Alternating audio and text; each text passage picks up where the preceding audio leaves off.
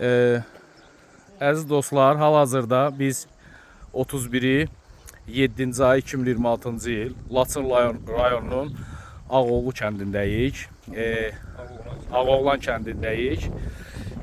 Deməli, bizlə bərabər akademik Zərif Əliyev adına liseyin tarix müəllimi, eyni zamanda da tarix kitablarının müəllifi Pərviz Ağalırovdur.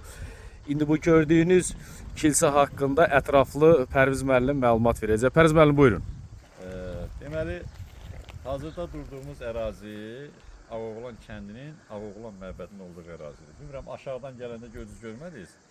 Bazilikanın üzərindədir, yəni qaya üzərində salınmış məbəd. Bunun tarixi ilə bağlı müxtəlif mülahizələr var. 7-9-cu əsrlərə aid abidə gemide göstərilir. Amma daha geniş yayılmış versiya budur ki, təxminən 5-6-cı əsrlərə aid Xristiyan məbədidir. Daha maraqlısı bilirsiniz nədir? Bunun güman olunur ki, Azərbaycanda Xristiyanlıq yayılana qədər bu məbəd ay məbəd olur.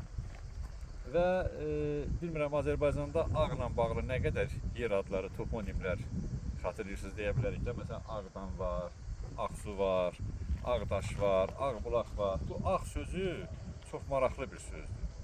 Ağ sözü nə anlamına gəlir? Bax, bizim nağıllarda da var. Məlik Məhəmməd dastanında və yaxud da Ağatlı oğlan, yəqin ki, eşitmişsiniz də. Dastanlarımızda Ağatlı oğlan çox keçir.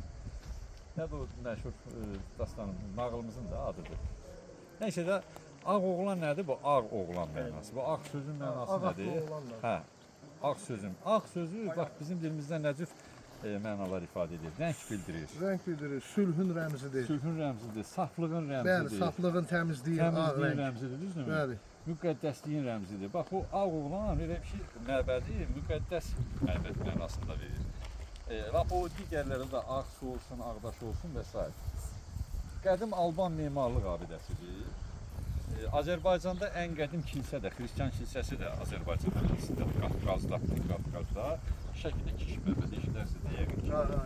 O da, alimlər onu da söyləyiblər ki, məbədin alt strukturudur.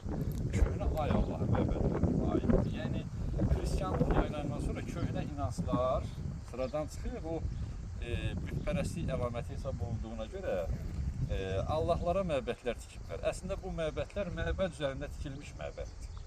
Elə Kiş məbədinin özü də belədir. Çox maraqlıdır, Xristiyanlıq yayılana qədər. Ən maraqlısı budur ki, ərəblər gələndən sonra Azərbaycanda İslam dini ki yayılır. Biz yavaş-yavaş öz irsimizdən İslam yayıldıqca, əhali İslamı qəbul etdikcə Xristiyan məbədləri bir növ kölgədə qalır. Və bundan da xüsusilə 19-cu əsrdə ermənilər istifadə etməyə başlayırlar. Bura köçürülən ermənilər filanlar Alban məbədlərini öz adlarına çıxırlar ki, bunlar erməni məbədləridir, nə bilim filan. Bizim üçün maraqsız olub, çünki biz müsəlman olmuşuq, İslam dini qəbul ediləndən sonra Xristiyan məbədlərinə marağımız elə oldu. Ona görə də bizim Xristiyan irsimizi özünküləşdiriblər, problem orada. Və diqqətlə baxsanız, təkcə bu abidə deyil, bir çox Xristiyan Alban memarlıq məbədlərində olmuşam. Hamısına ya söküb daşın yerinə başqa bir şey yapışdırıblar, ya özləri xaçlar çəkiblər ki, hə, güya belə bunlar... Çəkilən xaçlar da onlara məxsusdur, amma o yumru onlara məxsusdur, görəsən yoxsa köhnədən qalır. Bax, biraz yuxarıda baxsanız. Hə, orada da bir dənə fiqurlu nəsə bir şey var. Pərviz müəllim, biraz içəri də gediş, içəridə də var. Danışaq bir dənə zəhmət olmasa, buyurun. Amma çox maraqlıdır. Baxın, hamısından yerli xammaldan istifadə olunur. Və daşların kəsiminə baxın, elə bilirsiniz ki, yəni o dövrün ustalarının söhbət təxminən 1500 il, 1600 il bundan əvvəldən gedir. O dövrün ustalarının görürsünüz nə qədər gözəl sənətkarlıq deməli bacarıqları olub ki, bu sərt qaya daşlarını yorub, bax belə kristal belə bəlkə kubiklərə çevirə bilirlər.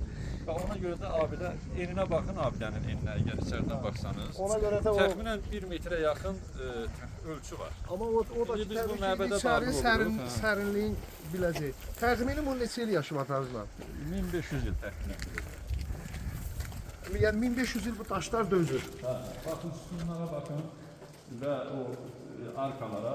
Bunlar qədim Alban memarlıq məktəbinin nümunələridir. Bura altar deyirlər adətən. Burada şamlar qoyulur falan və hesab edirlər ki, güya müqəddəs Qriqorinin bu hansı Qriqoryanlığın banisi hesab olunur. Hə, olduğu yerlərdən biri olur. Bu mənada, bu yəqin ki, sonradan əlavə olunma məsələdir, bilmirəm. Amma bütün memarlıq xüsusiyyətləri, ornamentləri qədim Alban memarlığına aid olan şeylərdir. Və akustikaya baxın içəridə. Təsəvvür üçün burada moizələr aparılır. Kilsələr adətən böyük olur da, bilirsiniz. Bura kilsə funksiyasını yerinə yetirmir. Görünür ki, bu elə əvvəllər o elm qaydada olur. Sonradan kilsəyə çevrildiyinə görə, bax, ənənəvi kilsələrdə gördüyümüz genişlik falanımız burada yoxdur. Burada böyük ehtimalla əvvəllər Ay Allahın məbədini qurbanlar kəsir. %100. Qurban yerləridir. Yuxarı nə olar? Yuxarı hissələr hücrələrdə ola bilər, ambar kimi istifadə oluna bilər. Hər buradan baxa bilərik ora. Ora çıxış yoxdur, bax. Hə? Zəng yerləri. O 100% onların hardasa çıxış olur. Olub Ola bəlkə. bilsin görülüb həmin çıxış, bilmirik. Və diqqətlə fikir verin, gün orta sağdır. Heç bir işıq olmadan burada bir görüntü var. Çox maraqlıdır ki, heç bir yəni işıqlandırma sistemi olmadan. Niyə görə? Məbədin pəncərələri elə hesablanıb ki, günəşin müxtəlif deməli doğuşundan qürubuna qədər müxtəlif dövrlərində, saatlarında hər tərəfdən məbədə işıqlar düşür. Ona görə də məbədin içi bax belə işıqlıdır və bizim qədim tariximizin ayrılmaz bir parçasıdır. Ağoğlan məbədi əhalinin inancı ilə bağlı məsələlərdir. Yenə dediyim kimi, təəssüf ki, biz öz irsimizə sahib olmamışıq, amma artıq bu proses gedir. Azərbaycan müstəqil olandan sonra bu abidələrin Sovet dövrünün hamısının qeydiyyat aparılıb, araşdırmalar aparılıb, amma